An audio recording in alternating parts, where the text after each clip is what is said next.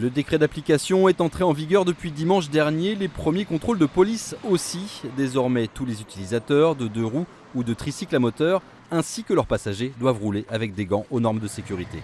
Lorsque les conducteurs de ces véhicules sont contrôlés sans gants homologués, ils risquent une sanction, c'est-à-dire une contravention de 68 € et également un point de retrait sur leur permis de conduire lorsqu'ils en détiennent un. Désormais, ils sont tous homologués CE. Vous allez avoir le gant avec coque et d'autres sans coque. Cette nouvelle loi n'a pas bénéficié d'une grosse publicité. Du coup, beaucoup de motards se pressent chez les équipementiers depuis le week-end dernier pour acquérir des gants ornés de ces deux précieux logos, CE et Moto, les seuls désormais autorisés. Ça a été franchement anticipé par certains fournisseurs, pas sur tous.